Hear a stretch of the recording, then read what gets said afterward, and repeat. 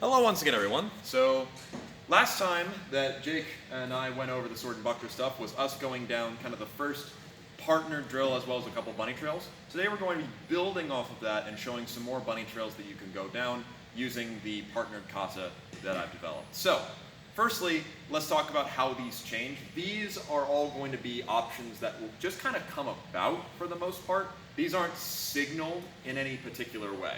So, if Jake and I are back here, we both draw all the normal stuff, right? In this case, we'll go ahead and have him lower, right? So that way he signals I am attacking first, but this time Jake is going to make the active choice of, rather than ensuring that I'm at my proper distance to follow up with the next cut, he's going to shut down this cut that I throw at him by really pushing my tip offline, right? Now obviously we're a little bit closer right now, but that's okay. The point is, if you find yourself in such a situation, even if I'm here, that there's no way I can get this realistically, then go ahead and perform the next move. So what I'm going to do from now is I'm going to push forward with my shield first, and I'm going to lead with my left foot as I put my frame on him. Now as soon as I have that contact, I'm free to go ahead and start lifting my pommel. I'll show that again. So I'm here, no way I'm going around, and I'm already lifting the pommel. Now at this point, I'm holding him. I can do one of two cuts. I can just bring it around and cut him. That's perfectly fine. The issue is that I'm going to be kind of stuck here if I do this one, so I prefer to do a slightly different one. I'm going to let my thumb slightly raise and cast my elbow back so I get a zwerk-like motion instead. The nice thing about doing this cut as opposed to the other one is my arm is free to go where it will. I'm hitting him a lot nicer with just the tip of the sword, and I'm also hitting him with the tip of the sword, which is great and grand and wonderful because then I can stab him. So, here's that whole motion again, and then we'll switch sides and do it once more. So we draw, he's passive, but this time he steps in with his parry. Oh, I feel that. No problem. Now go ahead and show it the other way.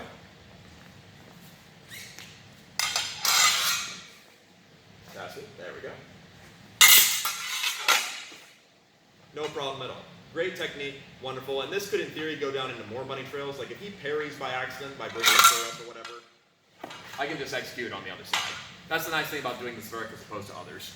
But, that's our first bunny trail. Our second bunny trail, he and I are going to reposition a little bit.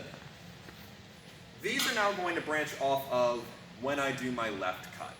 So the idea here is that now that Jake has set me up so that I am at my ideal distance, so I come in with my cut, and I've got plenty of room with which to execute my next one. So firstly, I let my tip go down, I step up, and he parries. Now from here, I have opportunity to continue working this side. The way you would do this to your partner, since these are meant to be things that don't go off of his stimulus, these are things that I decide to do to Jake, no matter what he tries to do against me, right? Since I'm not going to wait for a stimulus, if I'm doing this in drill with him, I'll just go ahead and launch this. So what I'm going to do is I'm going to first keep the bind we have. I am not taking away or lifting or anything along those lines. Once my sword clacks with him, I'm just going to go ahead and turn over where I am with a bent arm. At the same time, my buckler, which is currently thumb down over my hand, is going to just lift and straighten. So I'll go from thumb down to thumb up as I cross my arms together. So I get this protection and that shape. Now, that's not going to get me the hit as is, so I'm also going to need to do a particular kind of footwork. You can do this as a gather step. That works just fine.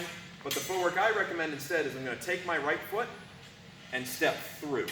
Now the trick with this, even though it looks quite fancy, is I'm not really doing anything all that complicated. My weight is actually still remaining balanced / over my left leg. If I step onto that leg, that's going to be a problem. I'm looking to simply stride, as it were, across to get this little bit of extra opening while still maintaining my weight backwards, because we are either going to then step off of it or step back the way we came. So really the best way to practice this motion is stand like this, step without putting your weight forward. I want my toe going in against the target because that allows me to line myself up. If my toe turns, now I am quite literally thrusting behind me, and that's just not going to work. So here's now that whole action put together. So, passive, there we go. I'm here, I go through. Now all I'm going to do is just spiral, and that tip will end up pretty much in his face, which is why his buckler is there. He's closing off that opening, but I can still get it, right? Don't worry about trying to aim this, really. Just spiral over, and you've got a pretty good chance of getting them. Now his natural reaction at this point is going to be to push my tip out of his face. And as soon as that happens, all I'm going to do is unfurl and take that leg as I step backwards. So I leave my buckler where it is and just execute a cut between us. I don't actually care if I hit his leg. What I care about is preventing him from coming back at me if he successfully parries. This can flow very, very well together and just kind of become its own thing, which we'll tackle in a second, but a really important thing. This leg cut doesn't work if your right arm is on top of your left arm. Make sure that they're beneath, so anytime you find yourself here, that option is always presented. But now let's talk about doing that as a single time action. So, you draw, I cut, I get the opportunity now to do my second cut, but rather than doing my second cut, I'm just going to go ahead and do the thrust. So I let my tip go down, and I'm going to basically draw a little fish hook and step up with my left leg. The nice thing about this is it's very quick, it's also very unexpected, and it tends to draw out a bigger parry.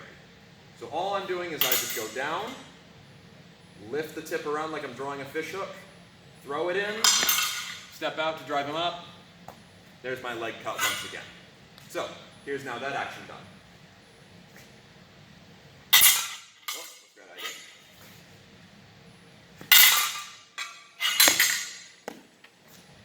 No problem whatsoever. And in regards to footwork, I like to tend to step back, then away. You can also from here just compass step out. It's really whatever works for you. But those are going to be our 3 other bunny trails. We'll show them quick fire real quick, and then we'll be done. So, first one, we draw. He chooses to come in against me with this parry. Step up with the shield, take the head. Second action, we set it up so that way I still have range. There you go. Throw my second cut, spiral, leg. Third action, I just go ahead and go straight for that. Here. All done. Thank you very much, Jay. And that's going to be our next set of bunny trails. We have more to do, but for now at least, play around with it, because all those moves are very, very useful, and they all kind of come off of the idea of taking the left side. In longsword, pretty much everyone's used to, there's a whole different plane of actions that happen when you parry on your right, there's a whole different plane of actions when you parry on your left. Same sort of thing is true here. Before we worked over their shield, now we work over their sword. We got a lot more bunny trails to go down, but we'll tackle those in stride. For now though, thank you very much for watching. We'll go over some other techniques another time.